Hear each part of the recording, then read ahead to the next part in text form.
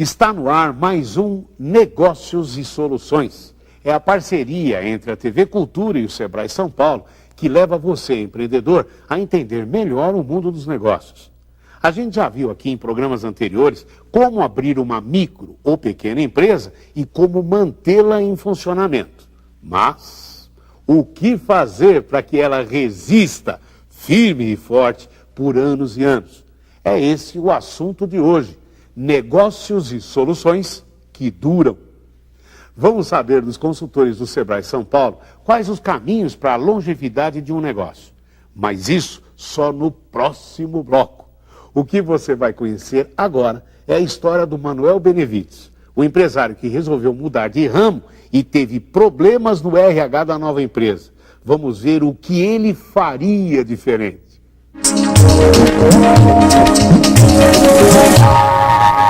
No princípio da década de 90, nós fundamos uma empresa na área de DNA, né? Então nós trouxemos o exame de paternidade para o Brasil, fomos pioneiros nessa área, numa associação minha, como gestor, como administrador e cientistas.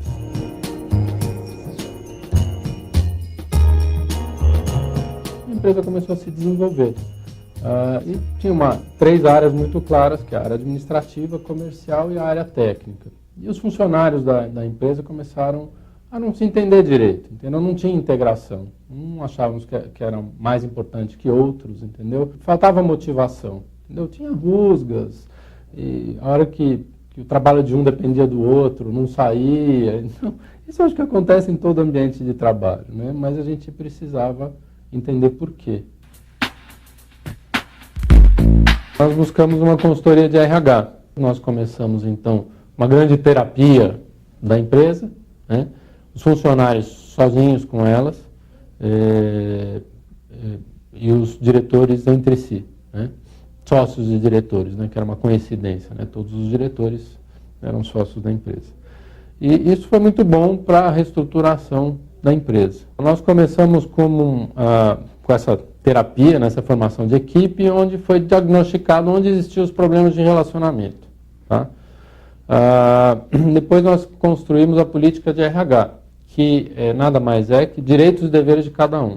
Tá? O que a empresa vai proporcionar, como ela vai dar cada benefício, né?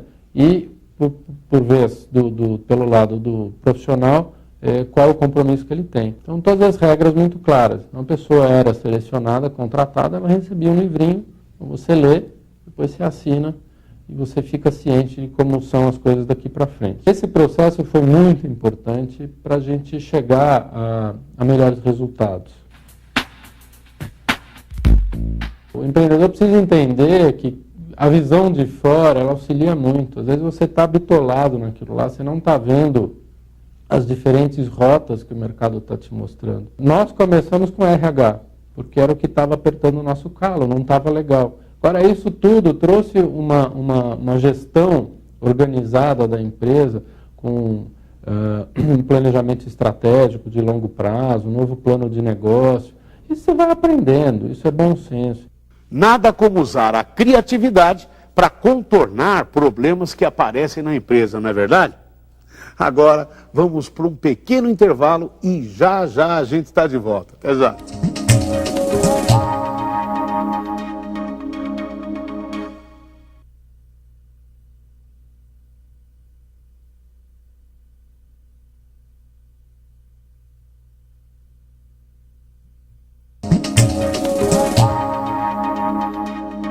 E o Negócios e Soluções está de volta. Nossos convidados de hoje, já estão aqui do nosso lado, são o Marco Aurélio BD e o Milton Fumil Bando, consultores do Sebrae São Paulo. E eu já começo com uma estatística meio dolorosa ou dolorida, né, BD?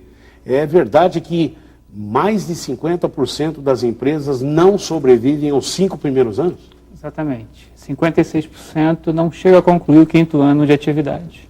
Nossa, e por que isso, hein?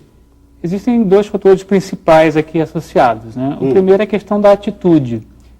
O indivíduo, quando entra num pequeno empreendimento, ele deixa de ser funcionário e passa a ser patrão, passa a ser dono do próprio negócio. nesse momento é preciso mudar bastante a atitude. Ele vai ser provavelmente a primeira pessoa que entra no negócio e a última pessoa que sai do estabelecimento. E ele tem que ser mais proativo, ele tem que se relacionar com o fornecedor, com o cliente, com o concorrente. Então tem que ter uma mudança de padrão.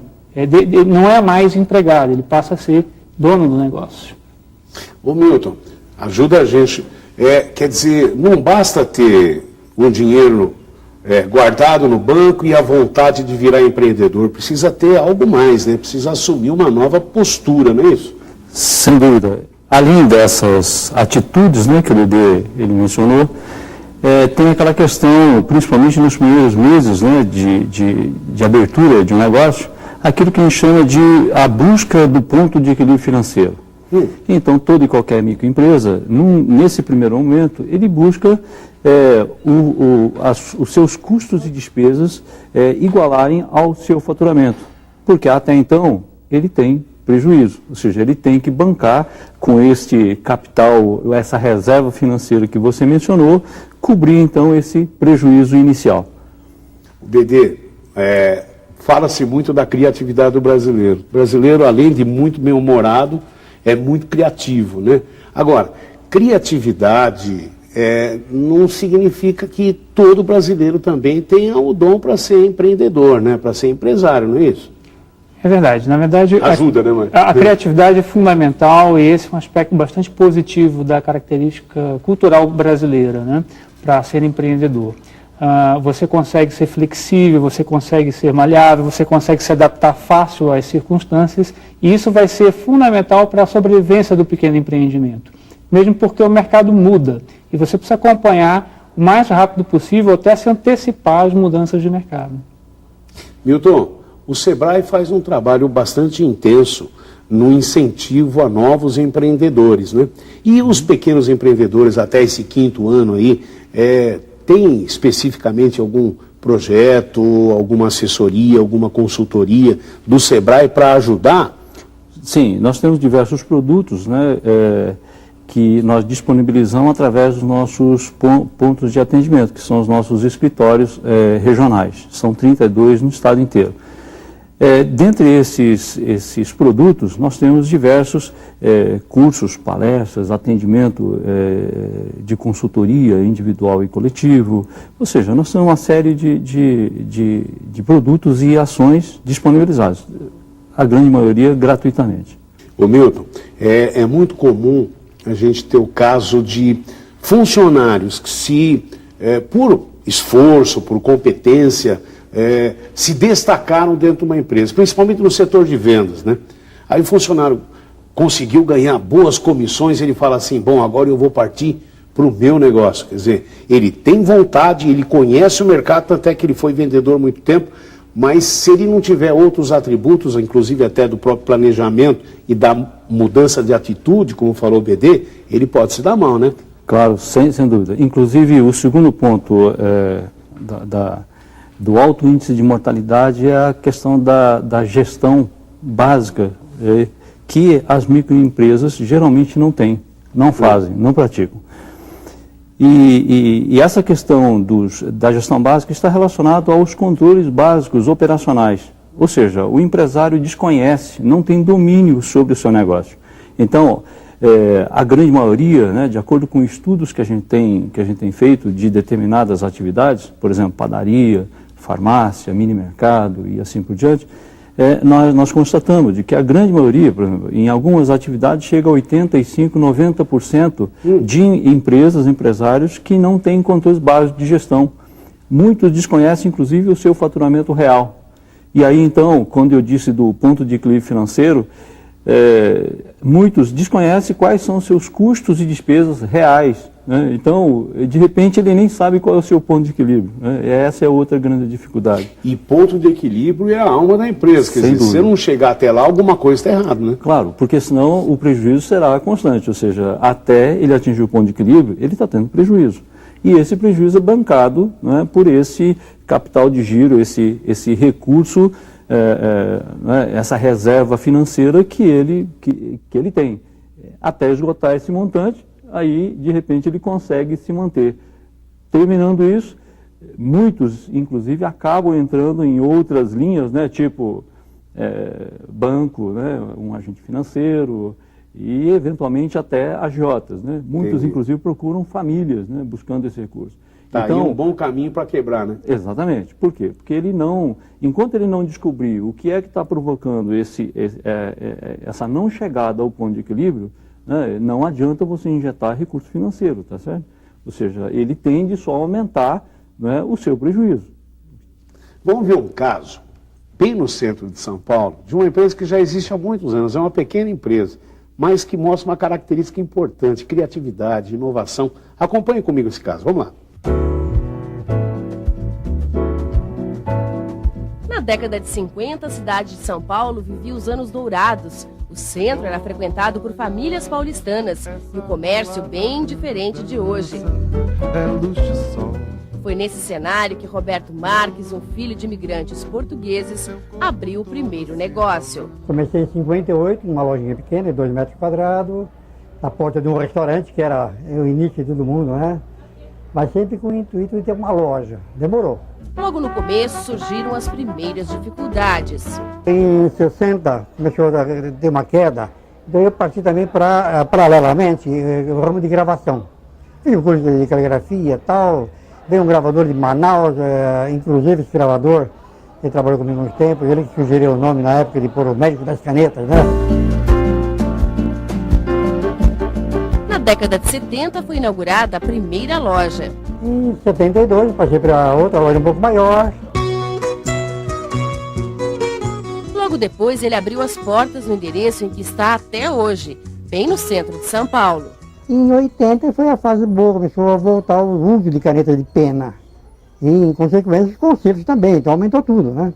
Onde que eu montei esta loja aqui e concluí um sonho meu, que o meu sonho era sempre ter uma loja de canetas. Com a abertura política vieram os planos econômicos, a inflação e os tempos difíceis.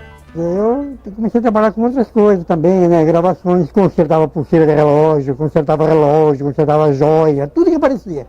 Para sobreviver, né? Porque não podia só depender de concerto, de caneta, uma coisa só.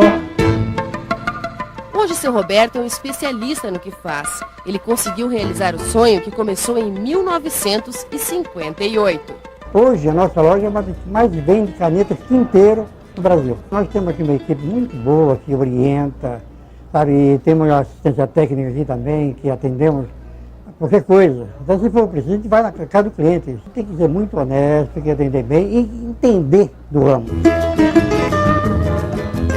O homem que escreveu o próprio destino tem nas mãos as marcas do ofício e fala com a sabedoria que adquiriu ao longo de 5 décadas. Quem começa tem que começar com muito cuidado com as compras, muito cuidado com a retaguarda, tem que ter uma retaguarda, porque no começo da minha vida tinha mês que me entrava um tostão. No começo, né? Eu tinha uma retaguarda que eu fui indenizado, mas quem não tem nada vai morrer de fome? Não vai, então ele vai fechar.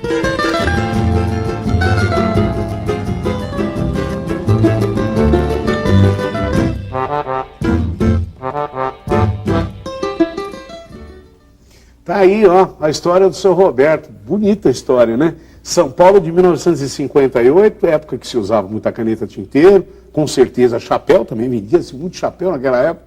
Hoje em dia não se vende mais tanto caneta tinteiro nem chapéu. Quer dizer, o seu Roberto mostrou claramente uma nova adaptação ao mercado. Ele foi mudando conforme a música, né?